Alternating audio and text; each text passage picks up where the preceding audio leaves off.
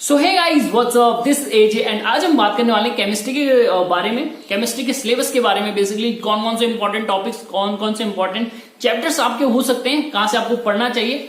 और मैं आपको बता दूं, ये जो शीट्स है मैं इन्हीं से ही आपको बता रहा हूं, जो मेरे लेटेस्ट प्रीवियस एग्जाम्स की जो शीट्स है, आंसर शीट्स, सॉल्विंग शीट्स आप कह सकते हो IMUCT की, तो उसके हिसाब से मैं आपको बता रहा हूं। और देखो, केमिस्ट्री की जब मैं बात करता हूं 20 क्वेश्चन यहां पर आते हैं, और 20 क्वेश्चन का मतलब क्या है कि यहां पर सबसे कम वेटेज केमिस्ट्री का है। और जो सिलेबस है ना वो काफी बड़ा है। अगर आप देखोगे, सीधे बोल देते हैं ना, जैसे 12th का पूरा सिलेबस आएगा, तो वो काफी बड़ा है। ठीक है, अगर आप देखोगे तो आप अगर सिलेक्टिव चीजें पढ़ रहे हो, क्योंकि 20 क्वेश्चन तो आने वाले हैं, सिलेक्टिव पढ़ रहे हो तो प्रॉब्लम आपके लिए हो सकती है। बट कहीं ना कहीं मेरे नॉलेज से, मेरे एक्सपीरियंस से मुझे लगता है आपको इन टॉपिक को पहले पढ़ना चाहिए, जिससे ऑलमोस्ट आप ज्यादा से ज्यादा चीजें कवर कर सकते हो। तो सबसे पहले यहां पर बेसिक नॉलेज आपको होनी चाहिए। बेसिक नॉलेज का मतलब यहां पर क्या है कि जो बेसिक नॉलेज का मतलब है कि जैसे कि आयरन पे रस्ट क्यों लग रहा है, ऐसे क्वेश्चन जो होते हैं आपको पता होना चाहिए। सॉल्ट का कलर, ऐसे वाले क्वेश्चन, या एसिड रेन में क्या है, ऐसे जो बेसिक क्वेश्चन है ना, ये सारे की नॉलेज आपको होनी चाहिए। ठीक है, अगर आपको ये है तो आप कर लोगे। कुछ कुछ क्वेश्चन यहाँ पर आते हैं, ठीक है, ऐसे क्वेश्चन आते हैं जो आप मतलब जिसके लिए आपको कोई 11th 12th पढ़ने की जरूरत नहीं है। 10th का भी अगर आपको नॉलेज है ना, बहुत से आप आराम से कर लेते हो। दूसरा जो एक चैप्टर है वो है पॉलीमर। पॉलीमर से यहाँ पर एक क्वेश्चन बनने के चांसेस बहुत ज्यादा है। ये मेरे पिछले में भी आया था और इस टाइम के भी आया था। ठीक है, तो इस चीज का ध्यान रखिए। पॉलीमर से आप जो पढ़ सकते हो, ठीक है, जैसे ब्यूटा का हो गया, ब्यूटा 1 2 डाइन, मुझे अभी ढंग से याद नहीं है, बट आप समझ रहे हो, जिन्होंने अभी 12 जस्ट फ्रेश है जिनकी, वो समझ रहे हैं कहां से मैं बात कर रहा हूँ। ठीक है, नाइलॉन 6x6 वाला, तो ये पढ़ लेना। फिर मैं बात करता हूँ, उसके बाद एक चैप्टर है डेली लाइफ वाला, वो भी अच्छे से पढ़ ले। ठीक है, डेली लाइफ, मुझे चैप्टर का नाम याद नहीं है, बट उसी के बाद ऐसा कुछ है। ठीक है, डेली लाइफ से रिलेटेड हुआ है, तो उस चैप्टर को भी आप अच्छे से कर ले। फिर मैं बात करता हूँ पी ब्लॉक और डी ब्लॉक। पी ब्लॉक और डी ब्लॉक को आपको ज्यादा डीप में नहीं पढ़ना है, जिन्होंने पढ़ा है उनके लिए बढ़िया है। बट अगर मैं कहीं ना कहीं बोलूंगा, ठीक है, जिन जो अभी प्रिपेयर कर रहे हैं केमिस्ट्री का, तो अगर आप डीप में जाओगे ना तो बहुत टाइम लग जाएगा, तो जरूरत नहीं है। इसीलिए बेसिक चीजें वो सारी कर लेना। साथ ही साथ एक्सेप्शन बहुत इंपॉर्टेंट है। एक्सेप्शन से क्वेश्चन ज्यादा आने के चांसेस रहते हैं। ठीक है, तो एक्सेप्शन अच्छे से कर लेना। ठीक है, और साथ ही साथ जो भी बेसिक चीजें हैं वो कर लेना। ठीक है, और जो भी आपके ऑर्गेनिक से आ रहा है, जैसे कि अल्कोहल हो गया या बेंजीन हो गया, बेंजीन के स्ट्रक्चर अच्छे से कर लेना। ठीक है, वो चीज आपको पता होनी चाहिए।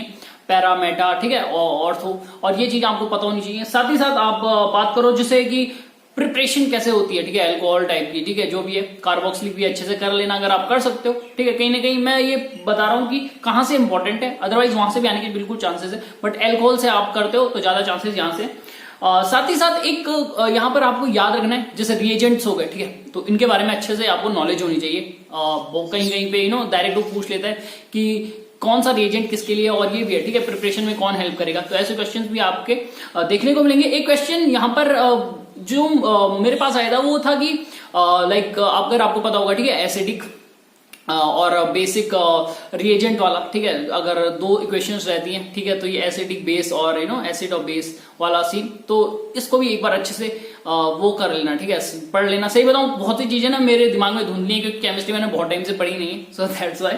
और basic knowledge of organic and inorganic, जो भी बेसिक नॉलेज है, ठीक है, जो आपने मतलब अगर डीप में जाने की जरूरत भी नहीं है, तो बेसिक जो पूरी नॉलेज है वो कर लेना। साथ ही साथ मैं बात करता हूँ इलेक्ट्रोकेमिस्ट्री की। ठीक है, इसको अच्छे से कर लेना। ठीक है, सेल्स का जो भी है, ठीक है, तो अच्छे से इसने कर लेना। फिर हम बात करते हैं हार्ड वाटर के बारे में। ये 11th का चैप्टर है, ठीक है, तो एक टर्म आती है हार्ड वाटर, तो इसकी कुछ इक्वेशंस आई गेस, मुझे अभी याद नहीं है, 11th का ये, ठीक है, तो वो भी अच्छे से कर लेना। ठीक है, जब आप ये कर लोगे तो कुछ चीजें और बचती हैं, जैसे कि आपके कंपाउंड नेमिंग हो गई, ठीक है, नोमेनक्लेचर आप अगर आप कर सकते हो। इस बार तो नहीं आया था, बस इससे पहले नोमेनक्लेचर वाला एक क्वेश्चन था, तो वो अगर आप देख सकते हो तो नोमेनक्लेचर आपको आनी चाहिए। ठीक है, अब नोमेनक्लेचर में बेसिकली जो भी बेसिक वाली है वो कर लेना। ठीक है, उससे हो जाएगा। लेकिन कंपाउंड के नेम्स भी आपको पता होने चाहिए। अगर उसने ये पूछ लिया कि ये स्ट्रक्चर है तो इसका नाम बताओ, तो ये भी आपको पता होने चाहिए। साथ ही साथ अगर आपको पता होगा, कुछ फॉर्मूलेस थे 10th क्लास में थे आई गेस, तो 10th क्लास में जैसे कि प्लास्टर ऑफ पेरिस का एक फॉर्मूला होता है, ठीक है, बेकिंग सोडा का, वॉशिंग सोडा का, ये कुछ फॉर्मूले होते हैं, तो ये भी एक बार अच्छे से पढ़ लेना, और बस इतना ही। ठीक है, देखो पढ़ने को बहुत है। 12th में अगर आप देखोगे बुक खोलो, दो आपको बुक मिल जाएंगी, पढ़ने को बहुत है।